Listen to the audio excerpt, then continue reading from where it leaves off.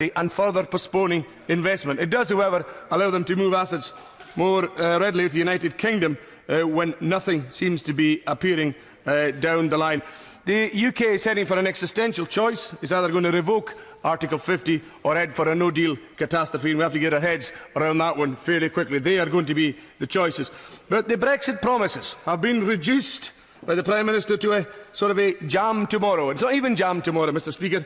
It's jam tomorrow if you scrape the mould off the top. Shame that wasn't on the side of a bus. Thank you. Very much, Mr. Speaker. Let me just concentrate in the minutes I have, I think, on what are some of the essential points. When I regretfully voted against the withdrawal agreement and political declaration in January, it was primarily because of the Northern Ireland backstop. And I think that was the reason of many of my colleagues as well.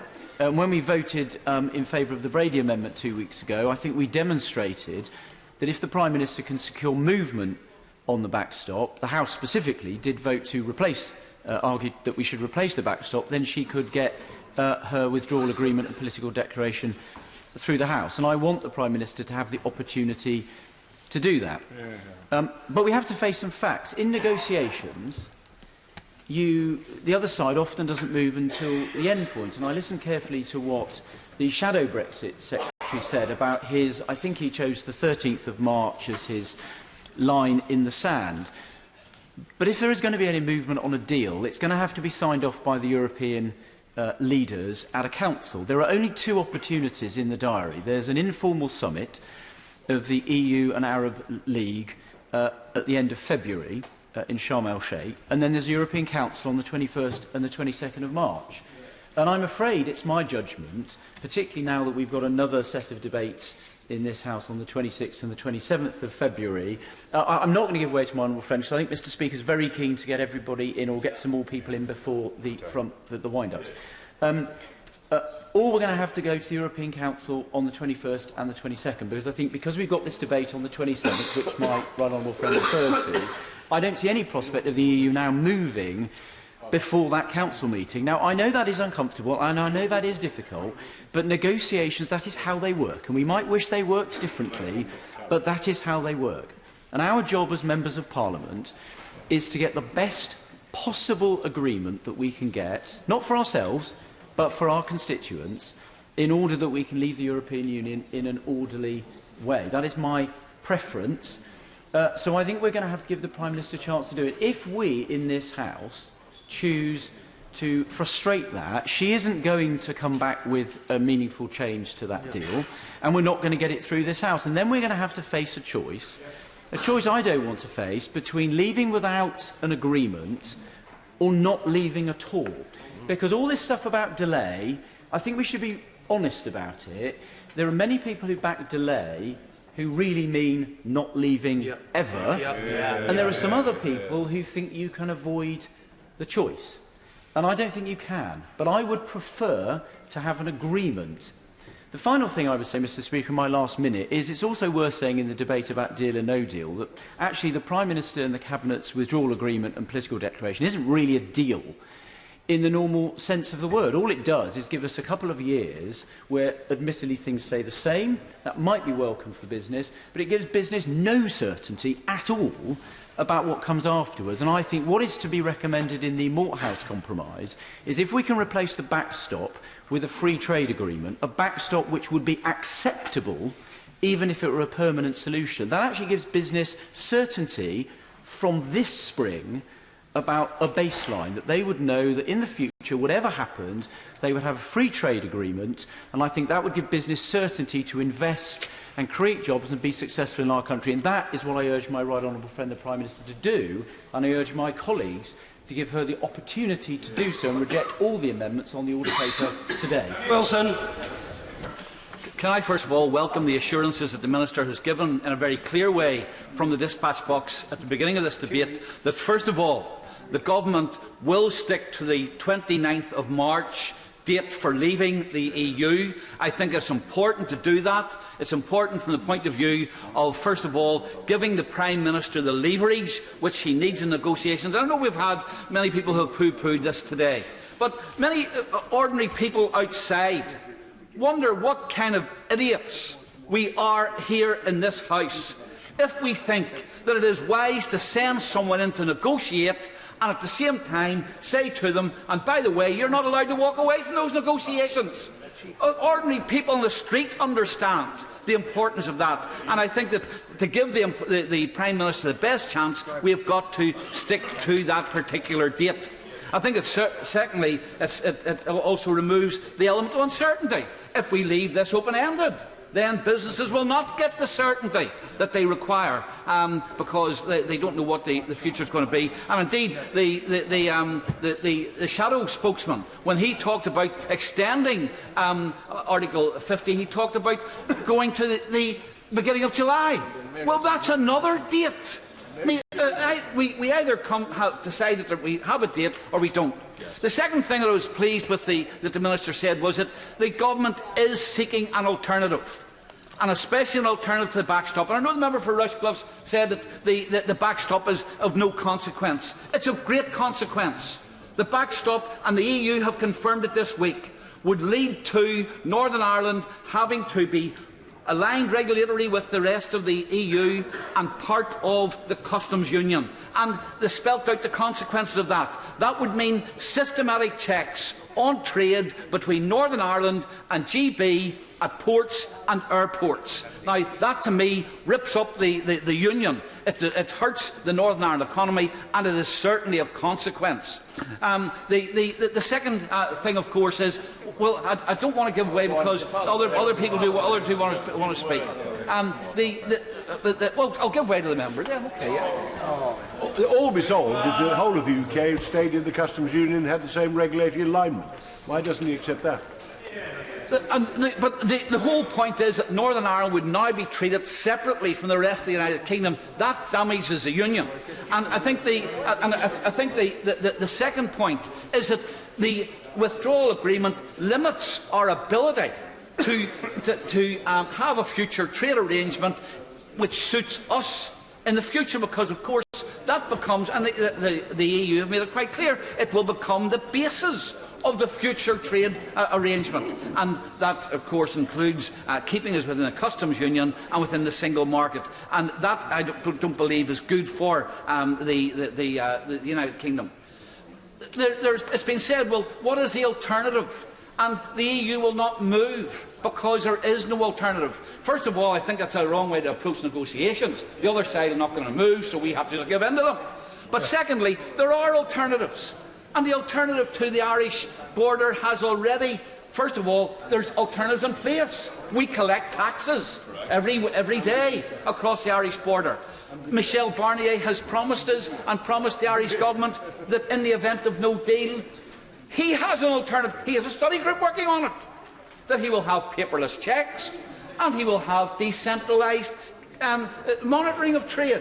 The very thing which, of course, we have said is possible. And the third thing, of course, is that even in the future trade, the political declaration, the EU have said that there are particular alternatives along the Irish border that will be included in those discussions. My answer to them is, if you have something in place at present, if there's something you're going to put in place in the event of a no deal, and if there's something you've promised to discuss with it in the future, put it in the deal now, and then we can move on. The last point I would want to make is that there is an alternative, a good alternative which will benefit everyone. It's the Malthouse alternative, a future trade arrangement which is tariff and quota free. That will suit business. A protocol which will guarantee that there are no checks on the Irish border. That will suit the Irish government. Trade facilitation measures which are already in place and which the EU have already said they're going to consider and put in place. And then, of course, the regulator equivalents for products and for meat products, etc. Things which are already in current trade agreements, and guarantees for citizens who are living in this country from the EU. All of those are good things and it should be included. Thank you, Mr. Speaker. The clock is ticking down both in this debate and towards the 29th of March. And I just wanted to say it's imperative on the House now to focus on delivering a successful Brexit that is successful for jobs, for trade and for the economy.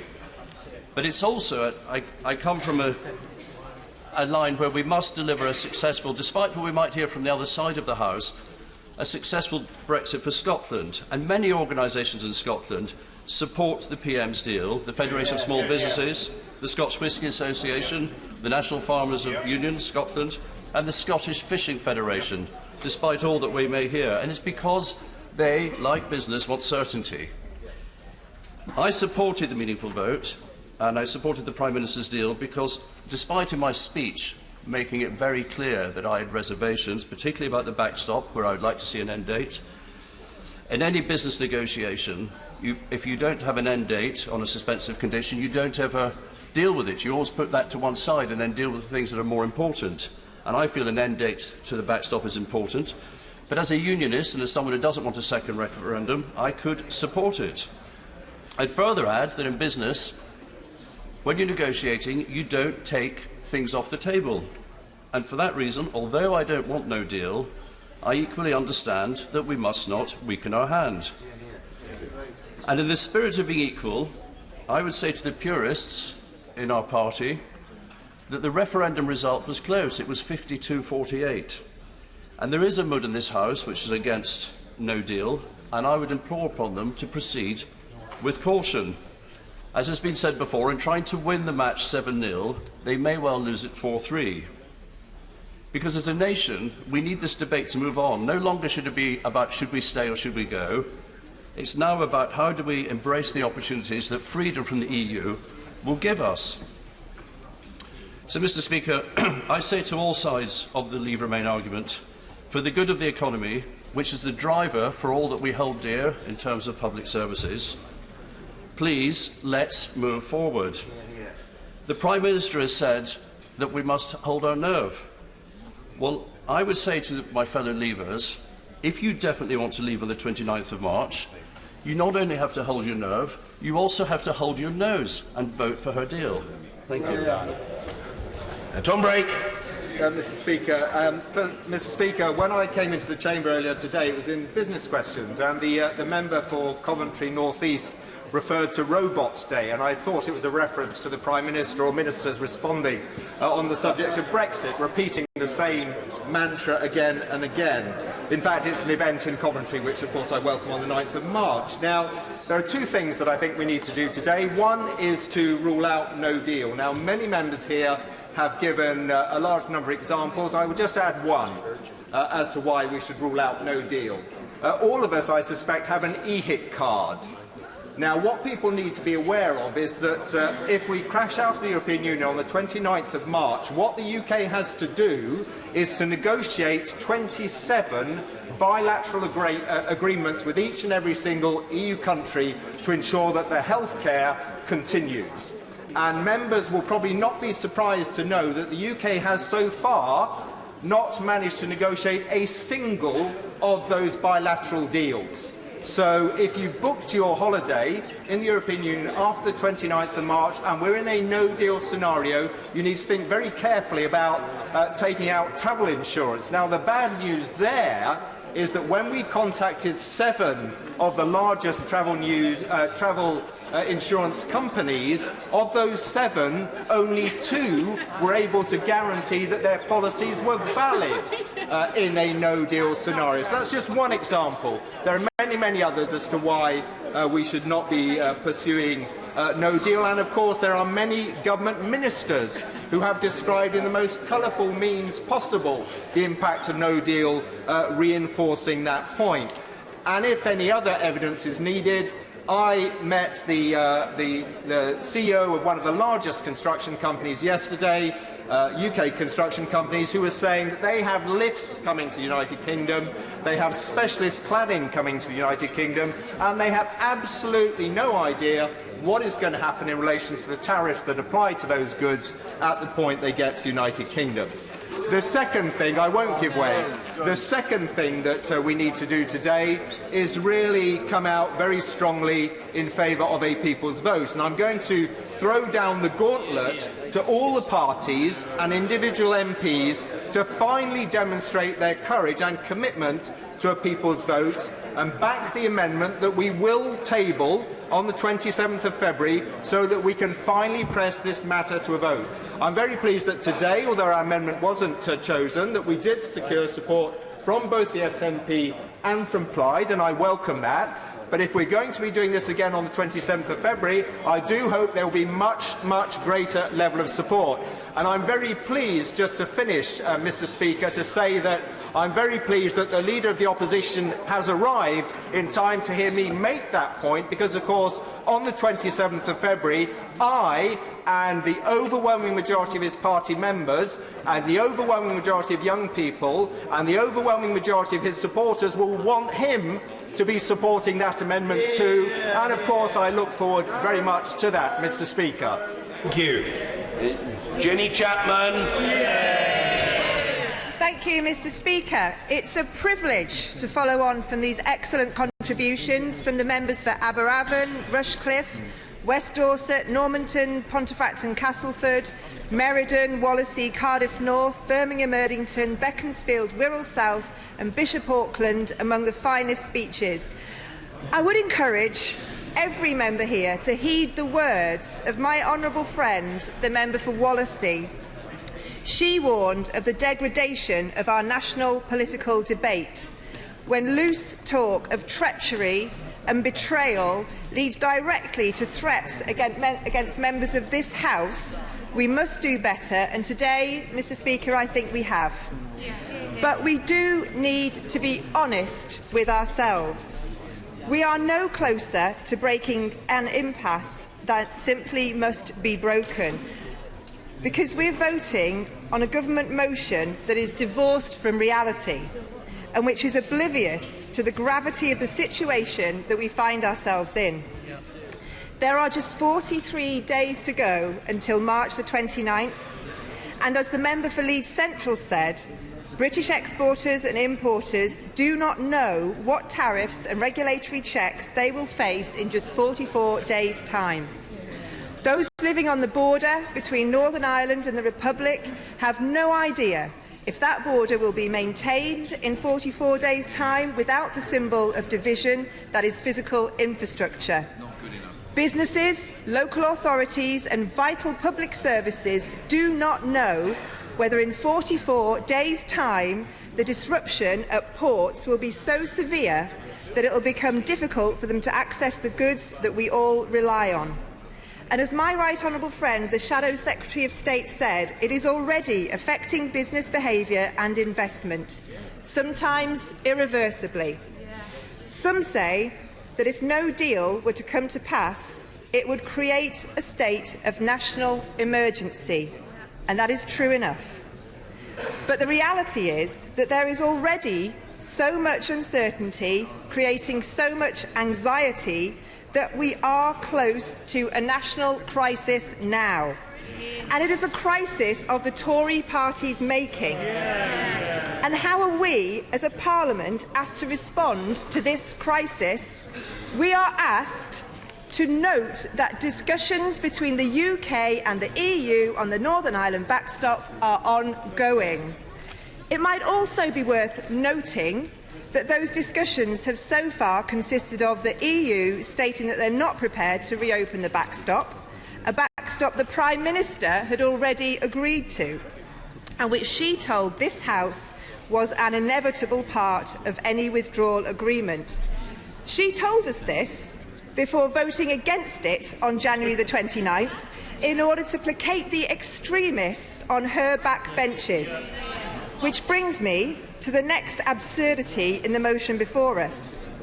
We're asked to reiterate our support for the Brady Amendment. Well, we on this side of the House will never support a strategy that is so clearly putting short-term Tory party unity over and above the national interest. Earlier in the debate, the Secretary of State was once again unable to tell us what alternative arrangements the government is actually seeking. We understand that no legal proposals for alternative arrangements have even been put to the EU. So let's be clear what the PM's real strategy is. She is running down the clock, playing for time and drifting towards no deal, hoping in the face of all the evidence that the passage of time and a few more reassurances will be enough to overturn a defeat of 230. Well, that would be an irresponsible strategy, even if it had any chance of working, relying as it does on creating a national crisis to strong-arm MPs. But what makes it worse? What makes it worse is that it plainly will not work. The extremists in the Prime Minister's party want the backstop replaced, as indeed the Brady Amendment calls for, or at very least gutted of any force and effect through short time limits or easily used unilateral exit mechanism. And the Prime Minister knows full well that neither of these things is going to happen. So I'm going to make a prediction, Mr. Speaker. My prediction is that they're going to vote against it, whatever she brings back. And the extremists on her backbenches won't be scared of no deal. They've always been and always will be prepared to plunge this country into chaos. We have a Prime Minister who prizes Conservative Party unity above all else. She is putting party before country. Because the Prime Minister doesn't have a strategy that can work, it's this House that's going to have to step in and prevent no deal. 2 weeks ago, the House approved a motion tabled by the members for Birmingham, Erdington and Meriden, and that was welcome. It showed that there is no majority in this House for no deal. But that's not enough on its own. If this House wants to prevent no deal, it has to take further action. And the next step is to ensure that there's a hard stop for the government's run down the clock and hope approach. And to say that on the 27th of February we must be able to debate further options to prevent no deal. And other steps beyond today's amendment will be needed. Those will include supporting the bill tabled by my right honourable friend, the member for Normanton, Pontefract and Castleford.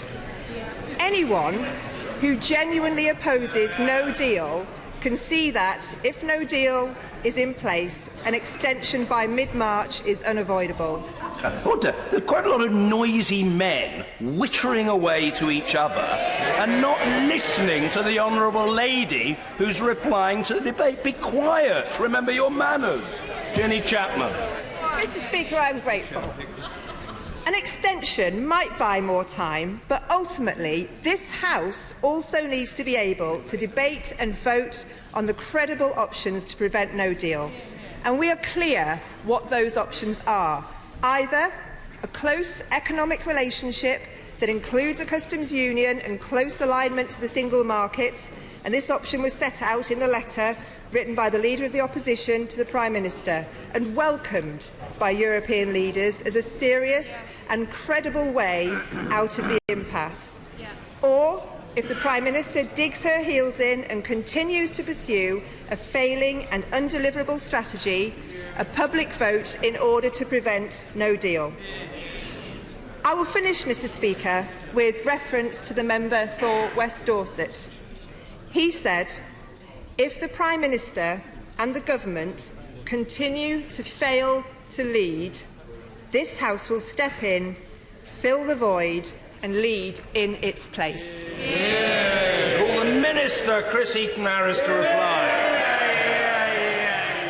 Thank you, Mr. Speaker. And I'd like to thank the Honourable Lady, the front bench spokesman, the member for Darlington, for her comments about people's speeches. She chose mainly people on her own side, but there were some excellent contributions from this side of the House as well. One very notable one was actually from the Father of the House, who pointed out the logic of the position of so many of those Labour members that spoke. Based on the shadow Brexit Secretary's argument today, they should all be supporting the Prime Minister's deal. I'm very glad, actually, if the Father of the House will forgive me, that his amendment was not selected today, because it is one of the most lengthy amendments I've ever seen on an order paper, and it would have taken some doing to get through it. The right honourable member, my honourable friend, the member for Esher and Walton, correctly pointed out that to those that ask for an extension of Article 50 are, in fact, just reinforcing uncertainty for businesses and people alike. My right honourable friend, the member for Meridian, whose position I can both understand and respect in this matter, she knows and pointed out that the best way to stop our country leaving the European Union without a deal is to do as she has always done, which is to work and support the deals that the Prime Minister is trying to achieve for this country. My honourable friend, the member for Monmouth, I wasn't quite sure about his story about a shortage of Viagra in a no-deal scenario. I'm not sure that stands up at all. You know, we have had this debate a number of times before. You've got to try and liven it up. Hard Brexit, soft Brexit, who knows. And my right honourable friend, the member for Broxtowe, as she herself described her amendment, when she was talking about her amendment, there is a long-standing convention not to publish cabinet advice given by civil servants quite properly and candidly to members of the cabinet. The government, though, through the Chancellor of the Duchy of Lancaster, is very happy to meet with her to identify the information that she seeks to have published and then to commit to publish that information. And I hope that, in light of this offer, I can kindly ask her to consider not pressing her amendment at the time. Very grateful for the comments of the Minister, and I congratulate him. I think this is his first speech at the dispatch box. In any event, this seems like a very sensible resolution, Mr. Speaker, because I reserve my position as follows. If those papers which I believe must be published, as others do, are not forthcoming, then of course I reserve the right to move an amendment on February the 27th or into the 28th, and I will do that unless we get those papers. But I am confident in this meeting we will identify them, they'll be published, and then people will realise what a danger no deal is. Well, I thank the honourable lady for that clarification. This afternoon continued the tradition of robust discussion on this subject with such a degree of deliberation only appropriate for an issue of such national significance. As you would expect, Mr. Speaker, the Government is following the direction delivered by the House on the 29th of January to return to the European Union to seek legally binding changes to the backstop. This House has instructed the Government on how to proceed, and we are now delivering on that instruction. As the Prime Minister set out on Tuesday, there are three ways this could be achieved. First, the backstop could be replaced with alternative arrangements to avoid a hard border between Northern Ireland and Ireland. Second, the backstop could have a legally binding time limit. Third, there could be a unilateral exit clause. I'll happily give way to the Honourable Gentleman. Minister for giving way. Will he now take the opportunity to confirm that the Government has started to draft textual, legally binding changes to the withdrawal agreement on the point that he is making? As my right honourable friend the Prime Minister has said, we have three options to deliver on the will of this House. Initial discussions with the European Union covered all of these proposals. At this stage, of course, there is, not a specific legal text on the table. But notwithstanding, we are firm that any change must be legally binding. And as the honourable member for Belfast has said, it would not be a prudent approach to start providing a running commentary on the detail. So I hope that clarifies slightly for my honourable friend where we are going. Mr. Speaker, on no deal, as the Minister with responsibility for coordinating our contingency planning, I see the day-to-day work that Whitehall is doing, preparing us for that scenario, and I remain confident that we are en route to be ready for this eventuality. However, I'm afraid I haven't got enough time, sorry. However, this Government does not want to have to utilise this work. As my right honourable friend the Prime Minister has consistently made clear, the only way, I'm not going to give way I'm afraid, to avoid no deal is to support a deal. And unless this House votes for a deal, then the legal default in both UK and EU law is that we leave without a deal. Let me assure the House that our programme of wider readiness is moving forward in a way which means there is no need to extend Article 50. Can I also say there is absolutely no desire to either. 430 EU exit strategy instruments have now been laid to date, which is over 60% of the SIs we anticipate will be required by exit day. Over 210 have been made. 5 pieces of primary legislation have already passed in preparation for our exit from the European Union. We've spent a long time discussing the backstop, and the concerns of this House have been made clear in this regard. But it is important there are some wider benefits of the backstop, wider benefits offered by the withdrawal agreement. It provides citizens with the certainty they need about their rights going forward. It signals the end of sending vast payments to the European Union, meaning more money for our NHS and other key priorities at home, whilst honouring our obligations we signed up to whilst we were there. And it delivers the time-limited implementation period that is so vital for business. Mr. Speaker, today is not the day or the end of the process, but a waypoint directing us to the finishing line. A mark in the road towards the end destination, one that this country overwhelmingly voted to see. And as I am sure honourable and right honourable members understand, now is not the time to add any new conditions, to create any unnecessary processes.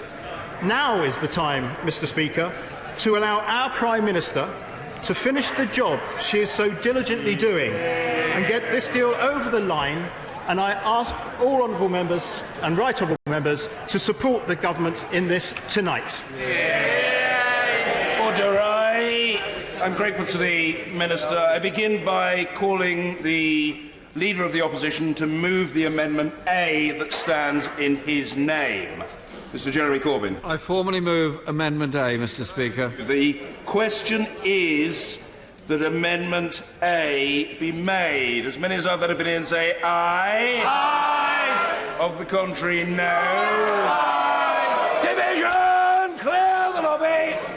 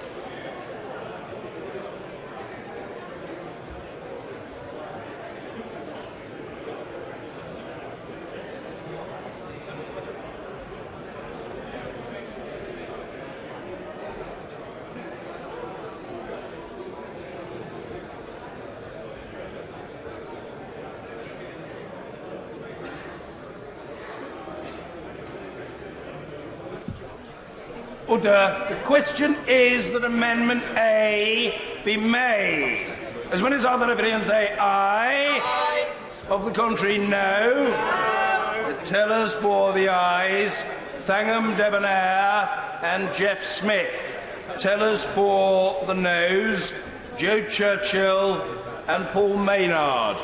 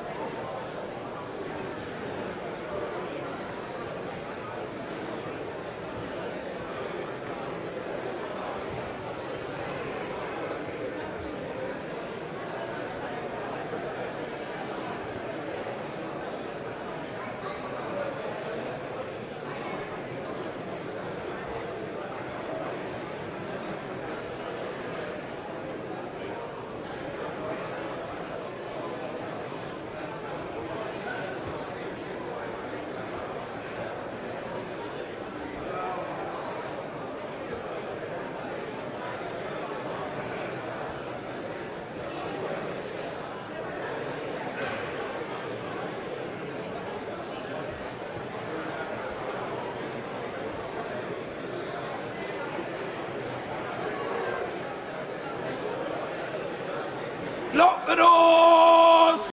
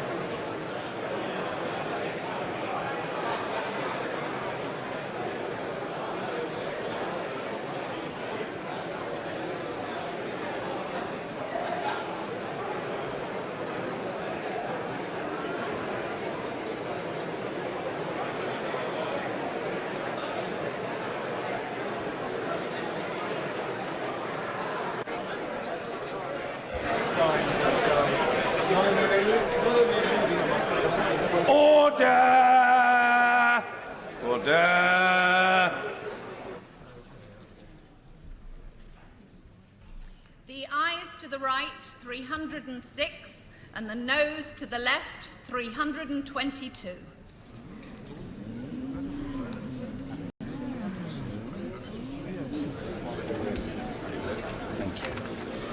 The ayes to the right, 306. The noes to the left, 322. So the noes have it. The noes have it. Unlock. Order. I now invite the Right Honourable Gentleman, the member for Ross Skye and Loch Harbour, to move Amendment I, which stands in his name and that of colleagues. Mr. Ian Blackford. Thank you, Mr. Speaker. I formally move Amendment I. Thank you. The question is that the Amendment I, be made. As many as are of that opinion say aye. Aye. Of the contrary, no. No. Division! Clear the lobby.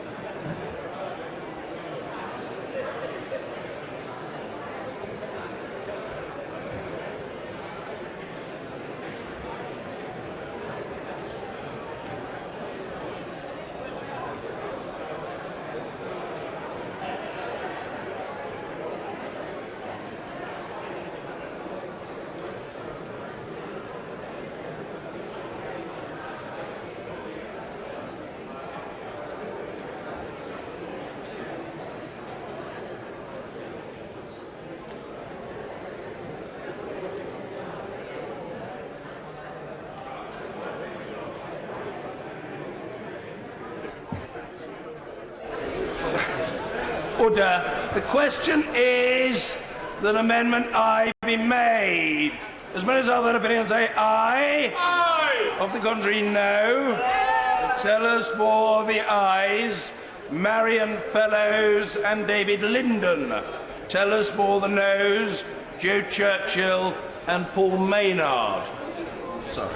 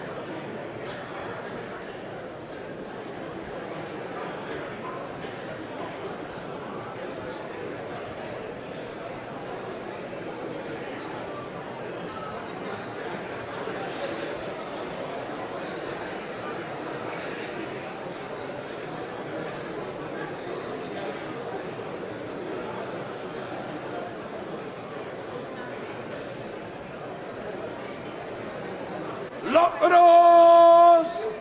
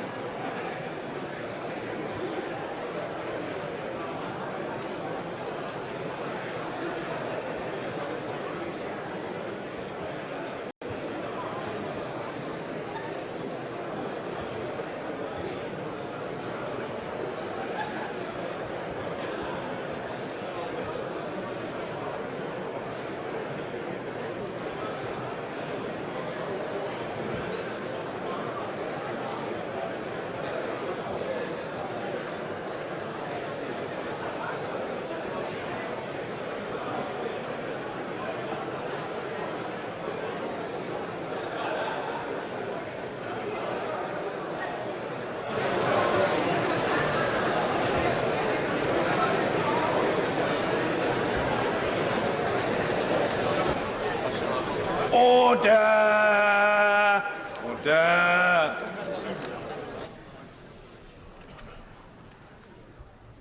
The ayes to the right, 93. The noes to the left, 315.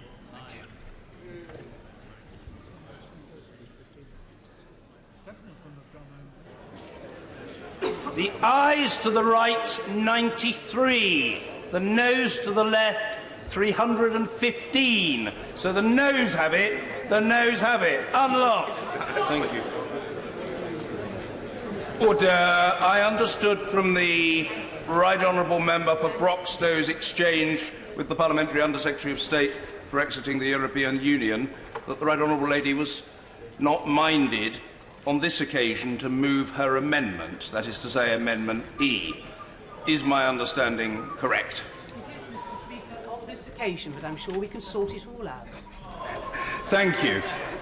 Not moved. In that case, colleagues, we come now to the main motion as on the order paper. The question is the main motion as on the order paper. As many as are of that opinion say aye. Aye. Of the contrary, no. No. Division! Clear the lobby.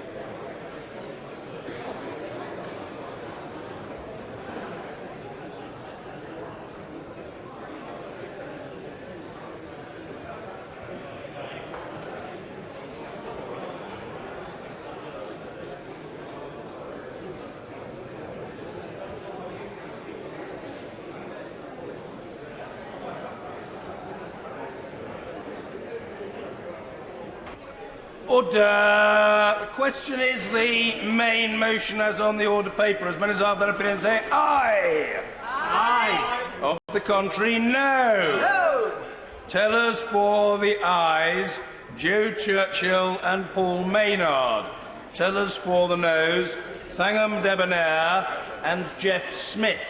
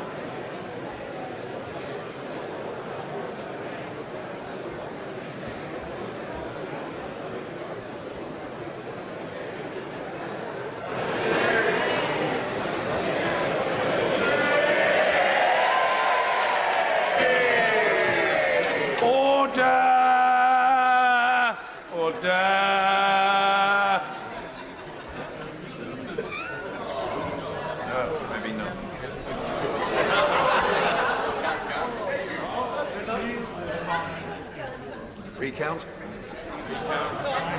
Card vote.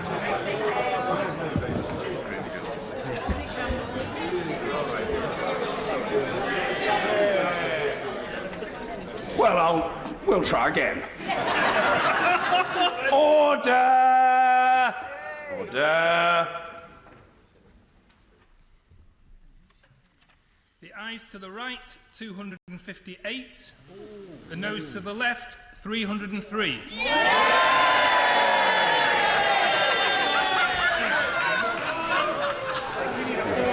The ayes to the right, 258. The noes to the left, 303. So the noes have it. The noes have it. Unlock. Point of order, Jeremy Corbyn. Thank you, Mr. Speaker. On a point of order, tonight's vote shows there is no majority for the Prime Minister's course of action in dealing with Brexit. Yet again, her government has been defeated. The government cannot keep on ignoring Parliament or ploughing on towards the 29th of March without a coherent plan. She cannot keep on just running down the clock and hoping that something will turn up that will save her day and save her face. So it is surprising that the Prime Minister is not even here to hear the result of this vote. So, Mr. Speaker, I was going to ask her to come to the dispatch box now and admit that her strategy has failed.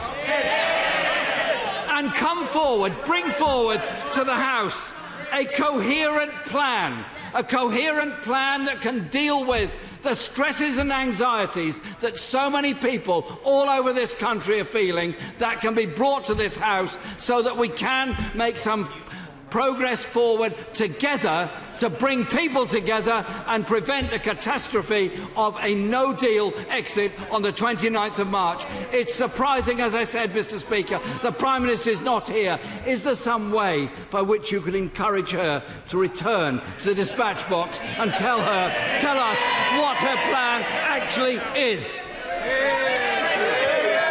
I'll come to the right honourable gentleman. It is not obligatory for the Prime Minister to be present on this occasion. Other representatives of the Treasury bench are here, and if the Secretary of State for exiting the European Union wants to take to the dispatch box, it's open to him to do so. But he's not obliged to do so, or if the Government Chief Whip wants to do so, chuntering from a sedentary position to no obvious benefit or purpose, wants to beetle along to the box, he's welcome to do so, but he has declined to do so. No, it's not incumbent upon them. They've been invited, but they're not obliged to do so. No. We come now to, I think, a point of order. The right honourable gentleman has made his own point in his own way with force and alacrity, and it's on the record for others to study. Point of order, Mr. Ian Blackford. Thank you, Mr. Speaker. This is a significant defeat for the government. This is a Burach. And at the end of the day, the Prime Minister should be here to accept her responsibilities on the back of this government defeat. Where is she? Mr. Speaker, I wonder, given the significance of this defeat tonight, what powers are open to us to force the government to bring forward its meaningful vote to next week? People in the United Kingdom want certainty. And finally, can I thank those members that had the courage to vote with us tonight to extend Article 50, members of all parties. But I would ask the question, where was the front bench of the Labour Party in extending Article 50? People of the right honourable gentleman for his point of order, and in responding to the right honourable gentleman, I am seeking to be helpful to people interested in our proceedings who are not members of the House. And therefore I will, if I may, as I hope he would expect, treat of the factual inquiry that the leader of the Scottish National Party in this House put to me. What can be done, as he put it, to bring forward or to expedite the meaningful vote? The short answer to that is that it is not within the gift of the Chair to do so, and it is not for members of this House who are not part of the executive branch to do so. The meaningful vote is brought about as a result of statute. and in accordance with statute, and the statute decrees that it be done by a minister. So that will happen when a minister is ready to bring forward that vote. However, the right honourable gentleman knows that there are at various times other opportunities for debates and votes, and the right honourable gentleman is not an innocent in these matters. He's well versed in parliamentary procedure, and he will know the opportunities open to him and to other colleagues across the House. And other members in other parts of the House will similarly be so conscious. We'll leave it there for now. Point of order, Mr. Tom Brake. Mr. Speaker. Mr. Speaker, I suspect that if the Secretary of State, in opening this debate, had said that he was going to honour what Parliament voted for on 29th of January, in other words, ruling out no deal, he may well have won this vote this evening. But he didn't. So, Mr. Speaker, can you advise the House in what way can we as members of Parliament, who have already voted to rule out no deal, can ensure that the government listen to that and respond appropriately? Well, Thanks, Jack. a member from Ealing, who will be well known to colleagues, has just chuntered in the background that that's beyond even the Speaker's power. Well, it's certainly beyond the Speaker's power. What the right honourable gentleman has raised is an extremely important matter, but it is a matter of politics, and the politics will play out, and I use that term in a non-pejorative and neutral sense, in the days and weeks ahead, and we shall have to see where we get. And I think the right honourable gentleman was mainly concerned, I think I understand him correctly, he was mainly concerned to put his point on the record. And I think that there wasn't really a question mark there. But if there was, I'm not able to provide a definitive answer now, but we will return to these matters ere long.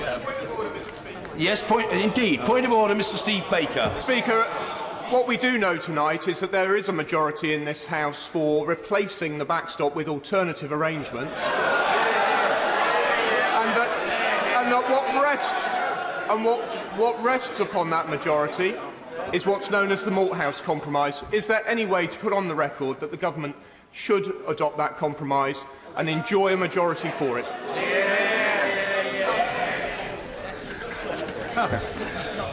The honourable gentleman is a county colleague of mine.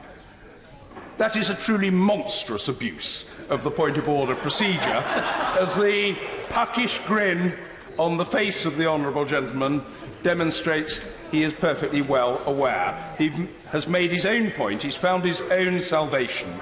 And the point was also made, of course, by colleagues of like mind to him in the course of the debate. But he has now given it a prominence with which I rather suspect he is satisfied.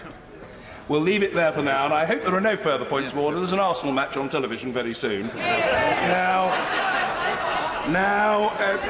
But the Chair will always attend to his duties. You need be in no doubt on that score. We now come to motion number 3 on the order paper relating to the Children Act 1966 amendment, Female Genital Mutilation Bill, Lords, business of the House. The whip to move. Thank you. The question is, as on the order paper, as most of that say aye! Aye! Of the contrary, no. I think the ayes have it. The ayes have it. Order. We come now to the adjournment. The whip to move. I beg to move that this House do now adjourn. Thank you. The question is that this House do now adjourn. And in the interests of the honourable member who has secured the adjournment, and I'm playing for time here. Yes, it is. The Arsenal game starts in... The Arsenal game starts in 3 minutes. I appeal to colleagues who are leaving the chamber to do so quickly and quietly so the adjournment debate can be properly conducted. The question is, this House do now adjourn. Stephanie Peacock. Thank you, Mr. Speaker, and may I also place on record my thanks to you for selecting this debate, which I am pleased to have secured for one simple reason: to give the government chance to do right by retired miners and their families in my constituency of Barnsley East and Coldfield communities across the country. I understand the significance of the Mine Workers Pension Scheme to other honourable members here today, my honourable friend, the member for Ashfield, who has brought so many of those involved together. The honourable member for Blaenau Gwent, who led the Westminster Hall debate. The honourable members who are themselves former miners, and the many other Coldfield MPs who join me here today. This debate specifically seeks to address the injustices of the surplus sharing arrangement agreed in the Mine Workers Pension Scheme back in 1994. But I want to start by explaining just why it matters to so much to people in areas like Barnsley. Our community is one built on the coal industry. It once helped sustain some 30,000 jobs in the area, so many of those directly involved in mining itself, where the work was tough, difficult, dangerous. But aside from the economy that depended on it, the industry fostered an identity and sense of community spirit that lives on to this day. And in the same way that mining powered our community powered a nation. So I firmly believe that those who did so deserve nothing less than a fair arrangement that properly looks after them in later life. Unfortunately, the current scheme, agreed with the government upon privatisation of British coal in 1994, no longer does so. Back then, the government offered to act as a guarantor to the scheme, ensuring the pensions hard-earned by miners would not decrease in value. I will give way. Can I thank my honourable friend for giving way? She's doing a great job here this evening. Would you agree with me that we're not disputing the importance of the government guarantee? This is giving retired miners like my uncles the peace of mind that their pensions are secure, and that's really important. The question is whether the government still needs to take a 50% share, more than £3 billion over 25 years, out of the scheme when they haven't made any direct payments into it. So it's finding the best way of giving former colliers and their families a fairer share of the pensions that's earned our focus tonight, which she's leading on. The honourable member is absolutely right, and I want to make clear now, at this stage, my complaint is not with the deal at large. There are some concerns over the details of the bonus element of the pension, where disappointing investment returns could see bonuses lost over time and meant pensions worse off by around 30% in real terms, an issue I intend to press the Minister on later. But like the trustees, I acknowledge there are there are elements to this deal that are beneficial. I'll give way. I would like to compliment my honourable friend on securing this really important debate. And just to echo her comments, the nation owes a debt of honour to the miners and the mining communities for providing the fuel that powered a nation. Many miners died prematurely, my own father in his 50s, my grandfather in his early 50s. What will happen to the surplus when the last of the miners and their beneficiaries have passed away? Where will that surplus go? And is that driving the government's actions? He makes a really important point, and I'm sure the Minister has heard that and will respond in due course. So talking about the guarantee, it has provided a safeguard that has allowed them to follow higher risk and subsequently higher value investments that have proved lucrative. I'll happily give way. I'm grateful to my honourable friend for giving way and really congratulate her on her fine speech. Just picking up on the point from the last intervention, isn't the very reason that there has to be action soon is that if there isn't, the mines themselves, whilst they're alive, will not get benefit from it? The honourable gentleman is right, and it's an issue I'm going to come on to speak about in a moment, because the guarantee is not without its merits, but what this debate seeks to address is the specific surplus sharing arrangement which has seen government profit, as honourable members have said, so disproportionately at the expense of miners. I will give way. I thank my honourable friend for giving way and congratulate her on securing this debate. Like her constituents in Barnsley, many in Doncaster share their same concerns. And does she not agree with me that when the scheme was first set up, the balance of risk was different? What we know now, all these years later, since 1994, does at the very least